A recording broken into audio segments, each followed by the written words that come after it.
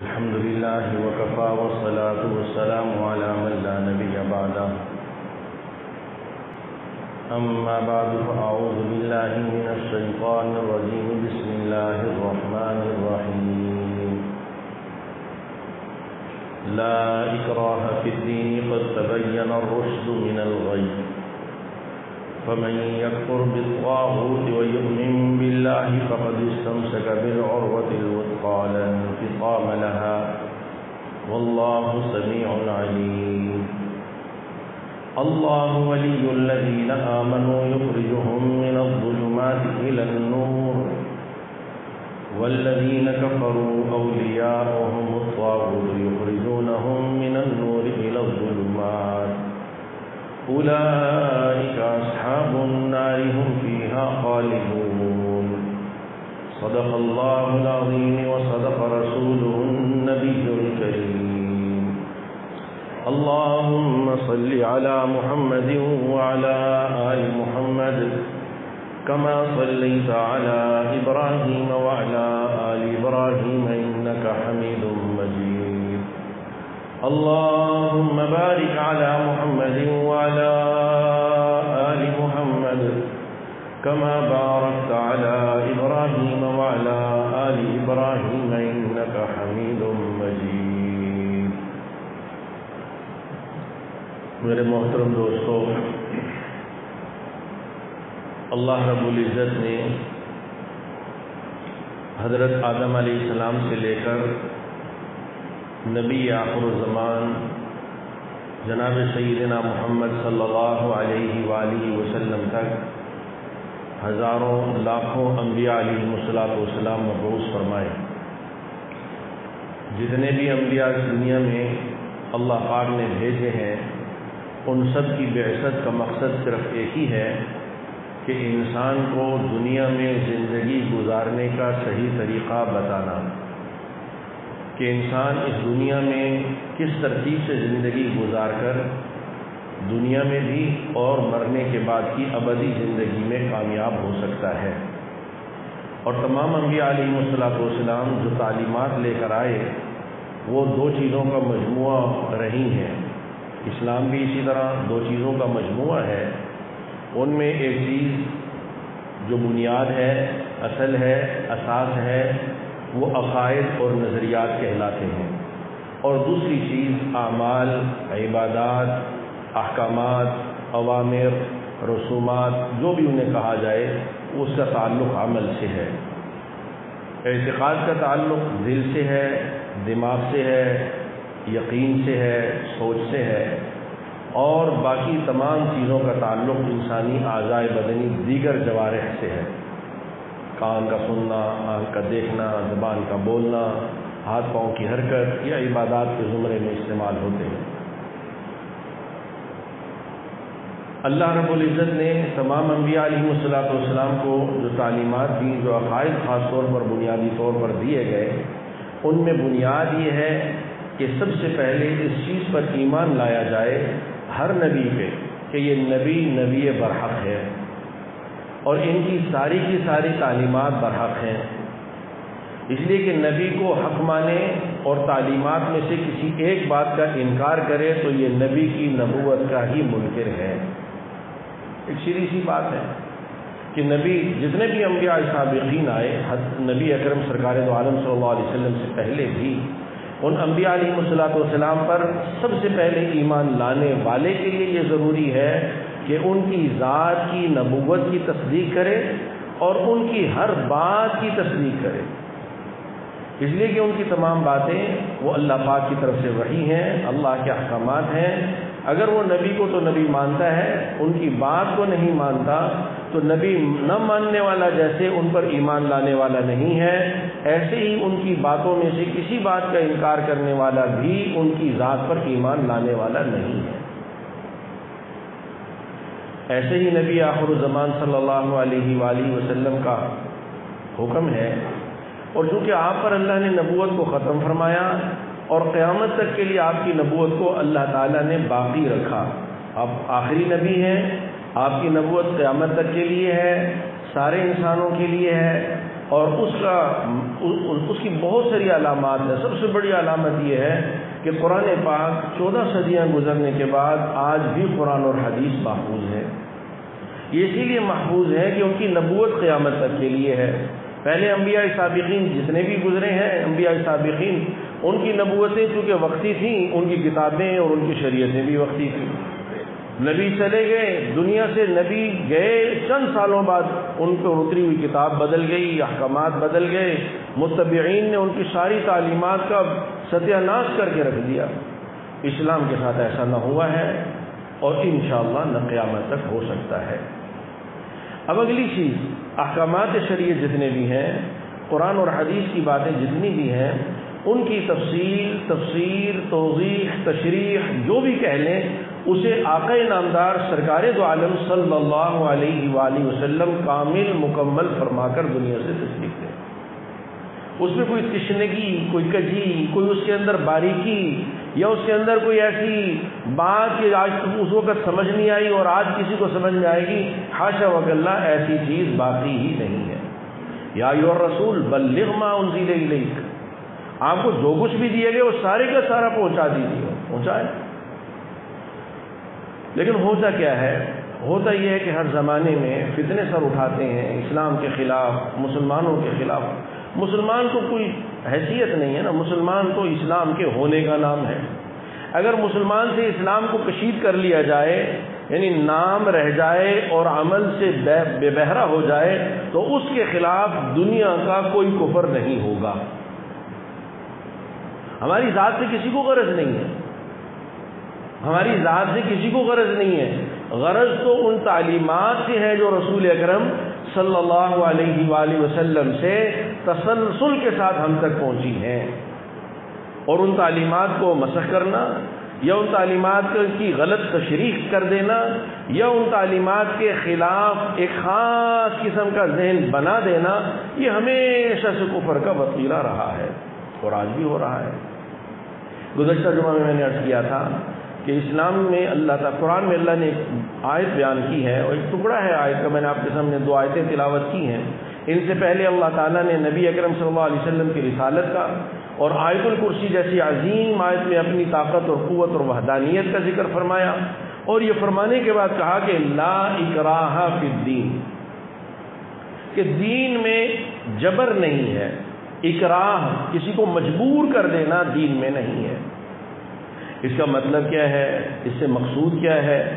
اور اس کی حقیقت کیا ہے، یہ ہمارے ہاں بہت مشتبہ ہے۔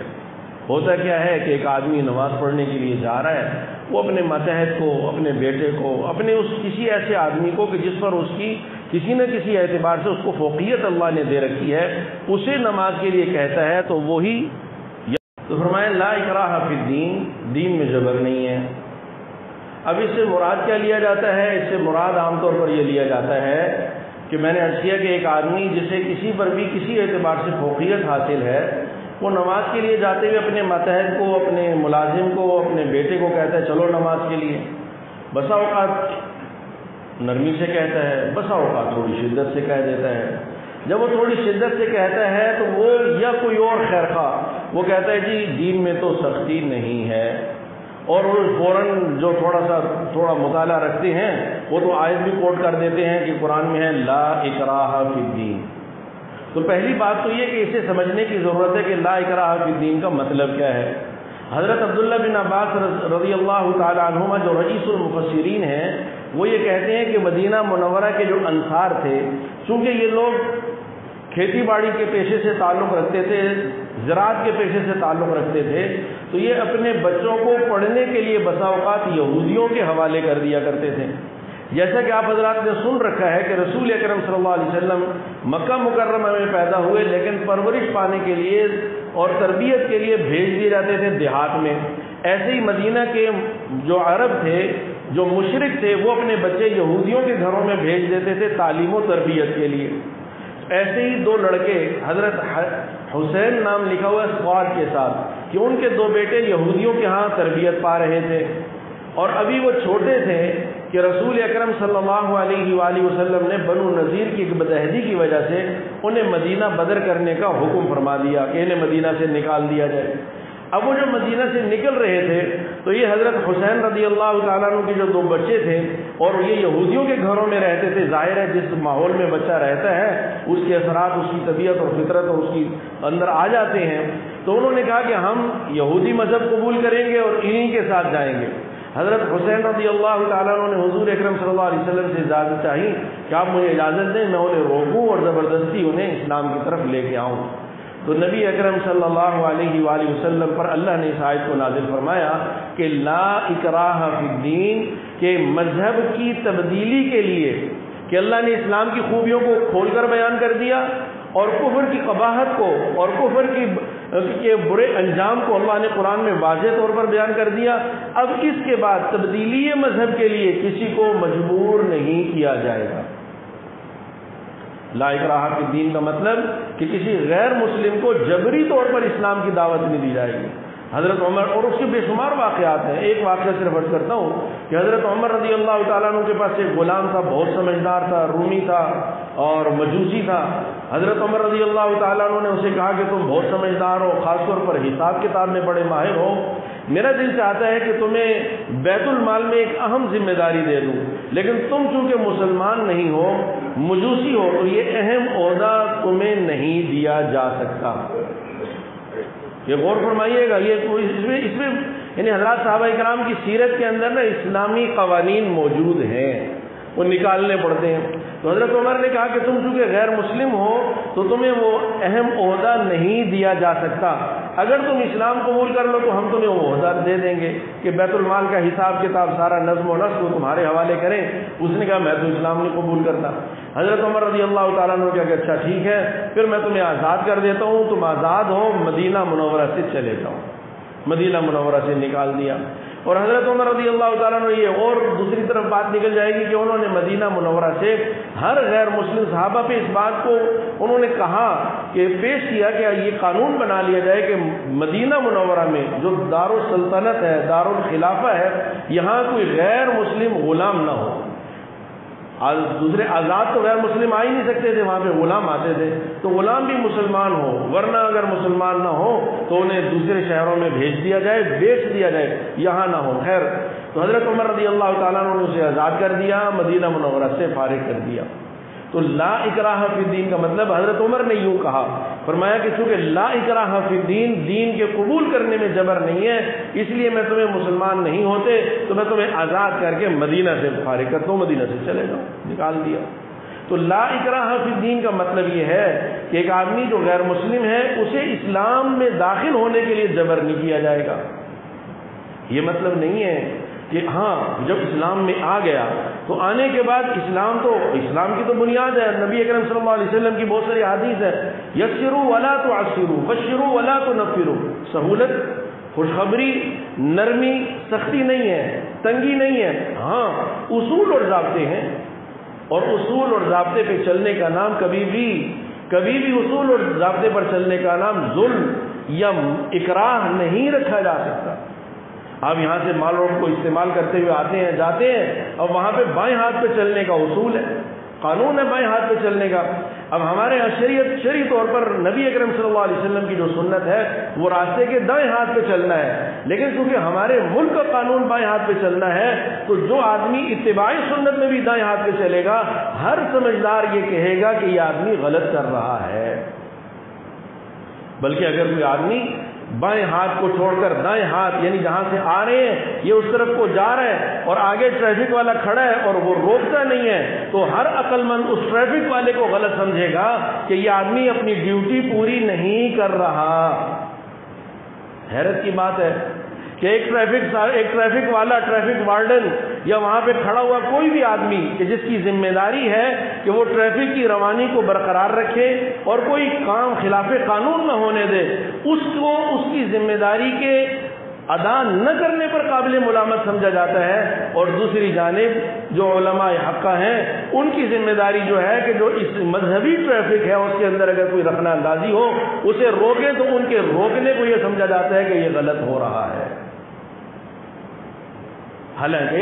ایسا نہیں ہے۔ اصول بنے ہوئے ہیں، اصول طے ہیں، ان کے خلاف اب اجبار نہیں ہے، اسلام کے قبول کرنے میں جبر نہیں ہے، اور نہ ہی اسلامی پوری تاریخ کے اندر دیکھ لیا جائے کبھی بھی ایسا نہیں ہوا. 800 سال مسلمانوں نے ہندوستان پر حکومت کی ہے،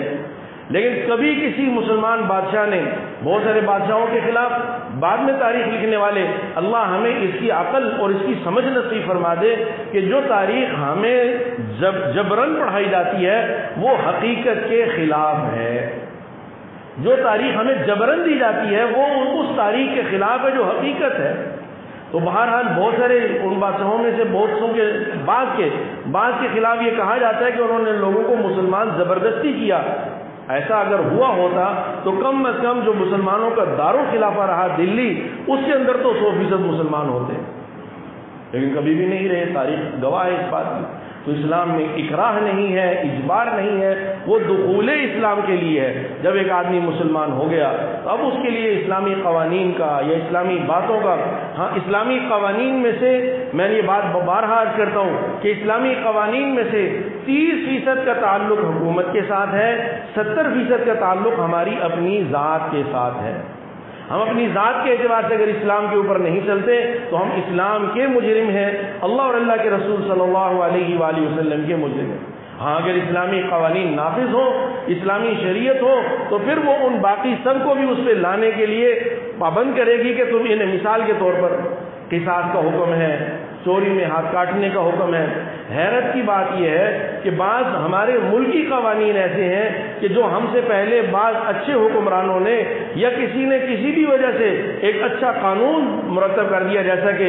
نبی اکرم سرکار دو عالم صلی اللہ علیہ وآلہ وسلم کی ختم نبوت کے تحفظ کا قانون ہے کہ نبی اکرم صلی اللہ علیہ وسلم آخری نبی ہیں. آپ کے بعد اگر کوئی آدمی نبوت کا دعویٰ کرتا ہے تو وہ دائرہ اسلام سے خارج ہے اور وہ قابل ملامت اور قابل گرفت اور قابل سزا ہے. اب آپ غور کیجئے، تاریخ کا مطالعہ پڑھیں، پاکستان دیکھیں، غور کریں. ایک بھی آدمی کو اس قانون کی وجہ سے جس کی سزا پھانسی ہے، جس کی سزائے موت ہے، ایک بھی آدمی کو سزائے موت نہیں دی گئی آج تک. جتنوں پر بھی یہ الزام لگا، یا تو اس کے الزام کے ثبوت تک پہنچنے ہی نہیں دیا گیا جیسا کہ ہمارے عدالتی نظام ہے، اور اگر ثبوت تک پہنچا تو اس پہ اتنی تاخیر ہوئی کہ یا وہ طبی موت مر گیا یا کسی اور نے اس کو مار دیا قانون اپنے ہاتھ میں لے کر، یا اسے ملک سے دوسرے ملک منتقل کر دیا گیا. ایک بھی آدمی کو سزائے موت نہیں ہوئی. لیکن حیرت ہے کہ پوری دنیا کا کفر اس قانون کو بدلنے کے لیے در پہ ہے، اور نئے قوانین وہ مرتب کیے جا رہے ہیں. جیسا کہ گزشتہ دنوں آپ کے سامنے آتا رہا کہ تبدیلی مذہب کے لیے بلوغت کی شرط ہے. اب یہ تبدیلی مذہب سے مراد کسی آدمی کا مسلمان سے غیر مسلم ہونا ہرگز نہیں ہے. اللہ کی قسم، کوئی بچہ کم عمر 18 سال سے کم کا، وہ آج بھی اگر وہ اسلام کو چھوڑ کر کسی دوسرے مذہب میں چلا جائے تو پوری دنیا کی حکومتیں اور ساری مشینری اس کی حفاظت میں لگ جائے. تبدیلی مذہب کا مطلب صرف اسلام ہے کہ اسلام سے مسلمان، حالانکہ جبر نہیں ہے، جبر کا تو اسلام قائل ہی نہیں ہے.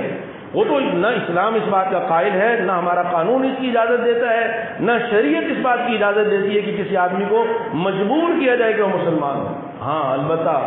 ایک آدمی چھوٹی عمر میں مسلمان ہو، جیسے حضرت علی رضی اللہ تعالیٰ عنہ مسلمان، جیسے حضرت زید بن حارثہ رضی اللہ تعالیٰ عنہ مسلمان، جیسے حضرت معاذ اور معوذ رضی اللہ عنہما مسلمان، جیسے حضرت انس رضی اللہ تعالیٰ عنہ مسلمان، یعنی 20 صحابہ، نام لینا شروع کریں، 20 صحابہ جو کافر تھے اور بچپن میں مسلمان ہوئے، آقا نامدار سرکار دو عالم صلی اللہ، حضرت انس رضی اللہ عنہ، ان کا اسلام نہیں، ان کو قبول کیا. حضرت انس رضی حضور صلی اللہ علیہ وسلم مدینہ منورہ ہجرت فرما کے آئے، لوگوں نے، انصار مدینہ نے اپنی استعداد کے مطابق کچھ ہدایہ پیش کیے. حضرت انس کی والدہ آئیں اور کہنے لگی کہ یا رسول اللہ، میرے خامن کا انتقال ہو چکا ہے، میرے پاس آپ کو دینے کے لیے سوائے اس بیٹے کے کوئی نہیں ہے، یہ بچہ میں آپ کی خدمت کے لیے دیتی ہوں. 8 سال کے حضرت انس 10 سال حضور اکرم صلی اللہ علیہ وسلم کی خدمت کی ہے.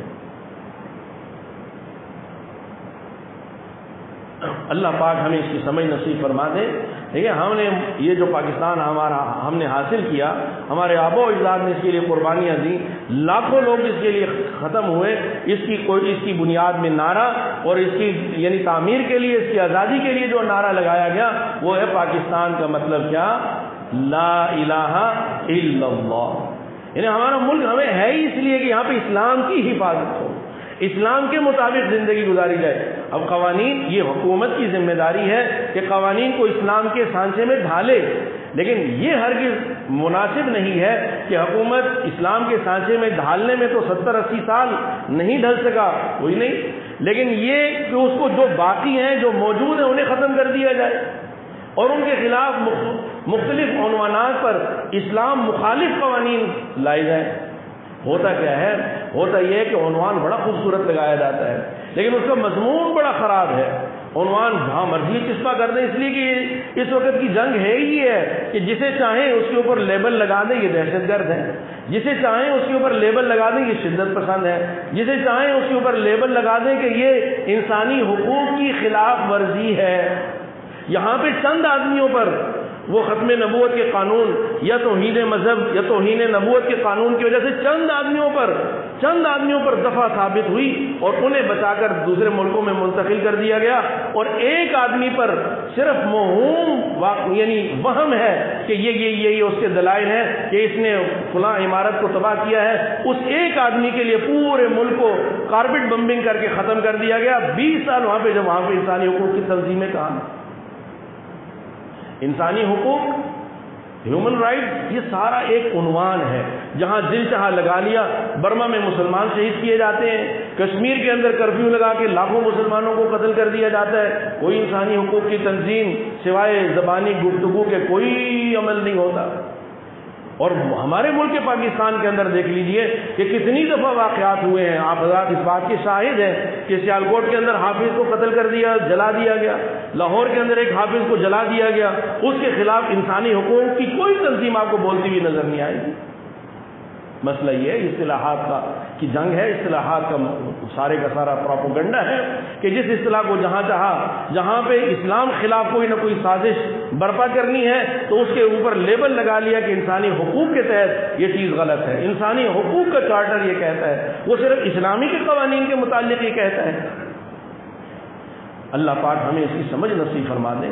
میرا یہ ساری کی ساری گفتگو کرنے کا حاصل یہ نہیں ہے کہ ہم اس معاملے میں شدت اختیار کریں، ہرگز نہیں ہے، حاشا وکلا، لیکن میرا اس ساری گفتگو کا منشا یہ ہے کہ کم از کم ہمیں سچ اور جھوٹ کا ادراک تو ہونا چاہیے۔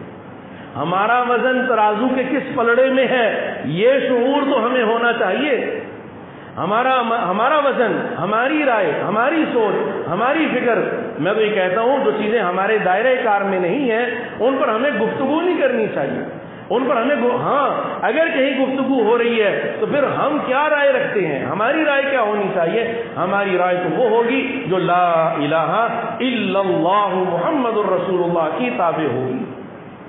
اور جو رائے لا الہ الا اللہ محمد الرسول اللہ کے خلاف ہو وہ رائے کتنی ہی خوشنما کیوں نہ ہو اور ساری دنیا کی ساری انسانیت اسی رائے کی کیوں نہ پیروی کرنے والی ہو، لیکن حق کی رائے ایک ہی ہے ہمیشہ کی۔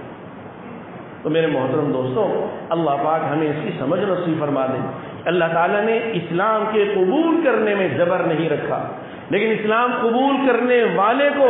جبرن کافر باقی رکھنا اس کی بھی اسلام اجازت نہیں دیتا۔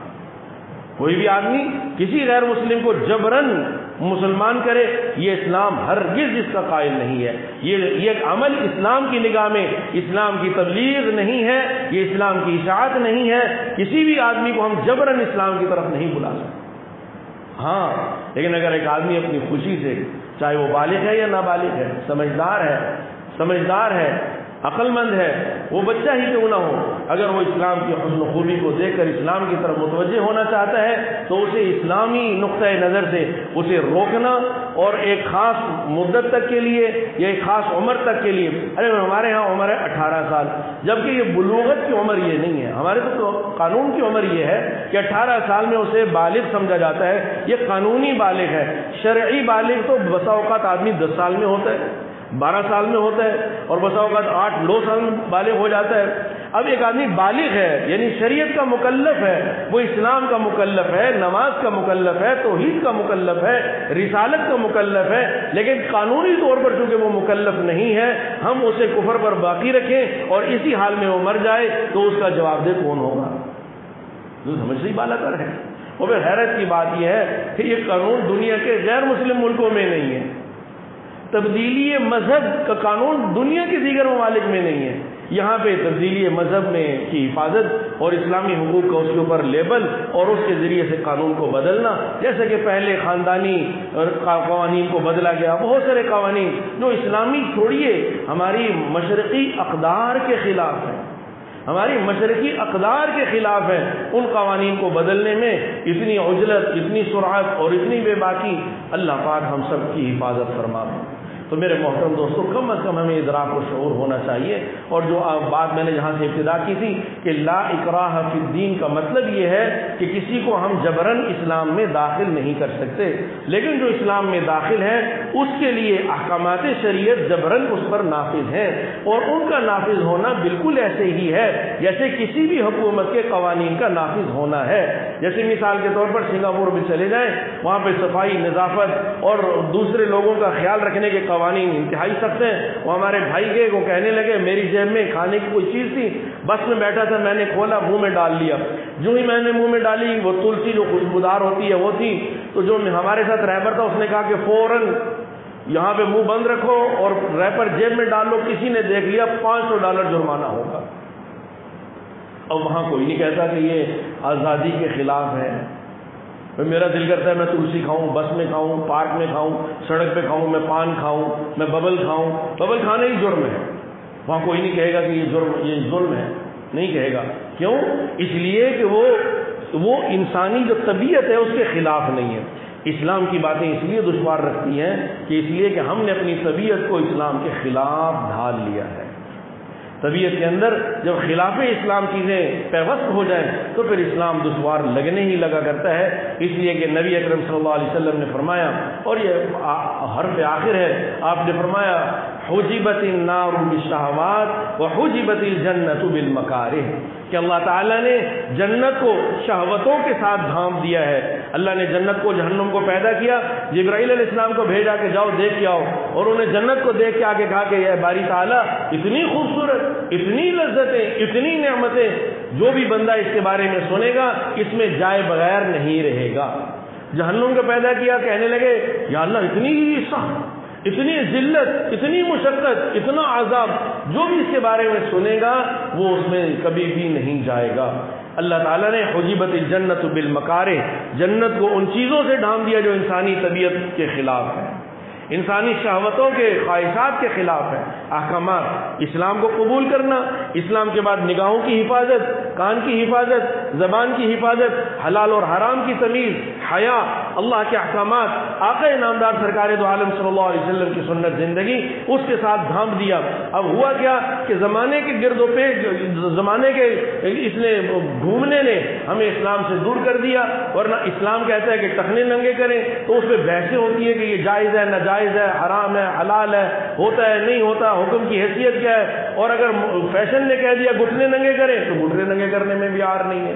اسلام نے کہا بال برابر کریں تو اس میں بحثیں ہیں، اور اگر فیشن آ گیا کہ ٹھنڈ کر دیں تو اس میں کوئی بحث نہیں ہے۔ اور ہمارے ایک دوست ہیں یہاں واقعہ میں، ان کے بیٹے کو ملنے گیا، عید کا دن تھا، اس کے سر پہ بال ایسے کھڑے تھے جیسے مرغی کی کلغی ہوتی ہے، مرغ کی کلغی نہیں ہوتی اوپر۔ تو میں نے کہا یہ کیا؟ اس نے کہا یہ فیشن ہے۔ واللہ میں دوسری عید پہ گیا تو اس کے سر پہ اس طرح پھرا ہوا تھا، میں نے کہا اب یہ کیا ہے؟ اس نے کہا یہ آپ کا فیشن ہے۔ یعنی فیشن کے تابع ہو کر جو کیا جائے اس میں طبیعت کے اوپر بار نہیں ہے، لیکن لا الہ الا اللہ محمد الرسول اللہ کے تابع ہو کر کیا جائے تو بار ہے۔ یہ کیوں؟ یہ اس لیے کہ جنت کا راستہ ہے۔ اور فرمایا حجبت النار بالشہوات، شہوتیں، جی چاہی، من چاہی، اور زمانے کے رسم و رواج اور فیشن، اور ساری دنیا یقول ما یقول الناس، جو سارے کہتے ہیں وہ میں بھی کہوں گا، جو سارے کرتے ہیں میں وہ بھی کروں گا، وہ راستہ آسان کر دیا۔ جب اللہ نے جنت کو ان پردوں سے ڈھانپا اور جہنم کو ان چیزوں سے ڈھانپا، جبرائیل علیہ السلام کو کہا کہ اب چکر لگا کے آؤ، وہ چکر لگا کے آئے، کہنے لگے کہ اللہ اب تو مجھے خطرہ ہے کہ جنت میں کوئی ہی جائے گا، اور اب یہ خطرہ ہے کہ جہنم سے کوئی ہی بچ پائے گا۔ تو میرے محترم دوستو، اس وقت کا سب سے بڑا خطرناک کام وہ یہ ہے کہ اقول ما یقول الناس، کہ قبر میں پوچھا جائے گا من ربک، کہے گا مجھے نہیں معلوم، میں تو وہ کہتا تھا جو لوگ کہتے تھے، جو میڈیا کہتا تھا، جو سارے کالم نگار کیا ہے کہ جو ان پہ وحی آتی ہے، سارے اینکر پرسن وہ کیا ہے کہ جی ان کے اوپر تو اترتے ہی ہے، ساری شریعت ہی ان پر اتری ہے، اقول ما یقول الناس، اقول ما یقول الناس، دین کیا ہے؟ کہے گا لا ادری اقول ما یقول الناس ماذا تقول فی ھذا الرجل، آقا نامدار صلی اللہ علیہ وسلم کی زیارت کروا کے پوچھا جائے گا کہ ان کے بارے میں بتاؤ کون ہے، وہ کہے گا نہیں معلوم، افسوس مجھے کچھ نہیں پتا، میں تو اقول ما یقول الناس۔ یہ اس دور کا سب سے بڑا فتنہ ہے، اقول ما یقول الناس، کہ ساری دنیا جو کہتی ہے ہم بھی قرآن اور حدیث کو سمجھے بغیر صرف انہی کے پیچھے لگ کر وہ کہیں جو ساری دنیا کہتی ہے۔ اللہ پاک ہمیں اس سے نکلنے کی اور حق بات کو کم از کم عقائد اور نظریات کی حد تک کو اللہ ہمیں اس کی سمجھ نصیب فرما دے کہ حق کیا ہے اور باطل کیا ہے، صحیح کیا ہے اور غلط کیا ہے۔ ہمارا دائرہ کار جہاں پہ نہیں ہے وہاں ہم سے سوال نہیں ہوگا۔ قانون بدلنے والے اگر بدلیں گے تو وہ پکڑے جائیں گے، ہم نہیں پکڑے جائیں گے۔ قانون کو توڑنے والے توڑیں گے، وہ پکڑے جائیں گے، ہم نہیں پکڑے جائیں گے۔ لیکن ہمیں اعتقادی طور پر تو پتہ ہونا چاہیے کہ لا الہ الا اللہ محمد الرسول اللہ کا مطالبہ ہم سے کیا ہے۔ اللہ پاک ہمیں اس کی سمجھ نصیب فرما دے اور اس کو اللہ تعالی ہمارے دلوں میں راسخ فرما دے۔ وآخر دعوانا الحمد للہ رب العالمین۔